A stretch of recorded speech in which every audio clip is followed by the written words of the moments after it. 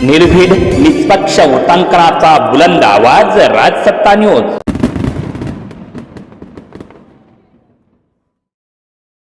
जमिनीमधल्या पार्टनरशिपशी दुरान्वये माझा संबंध नव्हता।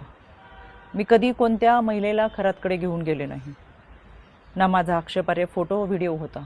पण तरीसुद्धा गेले 1.5-2 महिने अतिशय अश्लील अश्लाघ्य भाषेमध्ये विधानं करत, कोणताही पुरावा नसताना माझ्यावर माझ्या कुटुंबियांवरती केलेले आरोप हे अतिशय वेदनादायक होते। आणि म्हणून आता ही माझी लढाई कायद्याच्या चौकटीतून आहे। इतरांप्रमाणे माझ्या कुटुंबियांनी खरातला गुरु म्हणलं होतं आणि म्हणून जो पाद्यपूजेचा व्हिडिओ होता तो अतिशय जुना व्हिडिओ होता। त्यावेळेस मी आयोगाचे अध्यक्षही नव्हते, पण तरीसुद्धा खरात प्रकरणाचा तपास हा पारदर्शकपणे व्हावा यासाठी मी राज्य महिला आयोगाच्या अध्यक्षपदाचा आणि प्रदेशाध्यक्षपदाच्या अशा दोन्ही पदांचा राजीनामा दिला।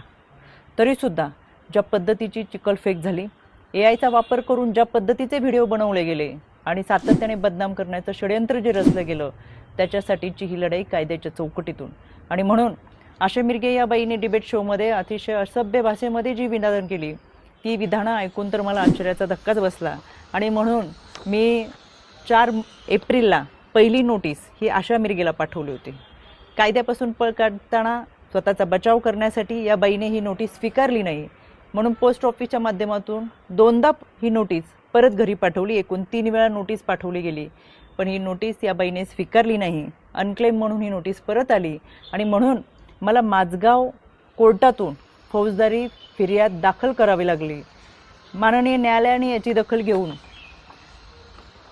आशा मिरगेला 2 जुलै 2026 रोजी सकाळी 11 वाजता कोर्टात हजर राहण्याची ऑर्डर काढलेली आहे।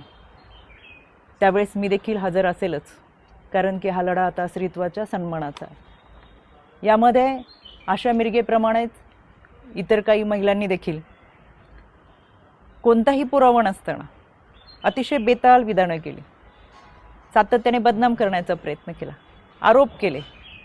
कोणताही पुरावा त्या सादर करू शकला नाही। त्या सगळ्यांना 2 दिवसापूर्वी दिल्ली हायकोर्टातून नोटिसा पाठवलेल्या आहेत। दिल्ली हायकोर्टातसुद्धा मी उपस्थित राहणार आहे। हा लढा स्त्रीत्वाच्या सन्मानाचा, इथून पुढे कोणत्याही महिलेच्या चारित्र्यावरती शिंतोडे उडवले जाऊ नयेत यासाठी हा लढा आहे। आणि म्हणून खऱ्या अर्थानं हा महाराष्ट्र छत्रपती शिवरायांच्या विचारांचा महाराष्ट्र, जिजाऊ सावित्री अहिल्या रमाई भीमाईचा महाराष्ट्र। संपूर्ण वस्त्रात असलेल्या स्त्रीला विवस्त्र करण्याचा प्रयत्न या विकृत मनोवृत्तीच्या लोकांनी केला आणि म्हणून या विकृतीच्या विरोधातला माझा लढा आहे। ही लढाई मी निश्चितपणाने लढेल। पहिल्या दिवसापासून जे सांगत आले ते आजही सांगते। सत्य प्रखरतेने तुमच्या समोर आहे। कोणताही पुरावा नाही, कोणतेही दुष्कृत्य गैरकृत्य कधीही केलेलं नाही। इतरांप्रमाणे आम्ही हे आध्यात्मिक गुरु खरातला मानलं होतं, याच्या पलीकडे आमची कोणतीही भूमिका नव्हती। आणि म्हणून हा लढा मी कायद्याच्या चौकटीतून लढते। 2 जुलै सकाळी 11 वाजता आशा मिरगे हाजीर हो, मी स्वतः माझगाव कोर्टात असेल।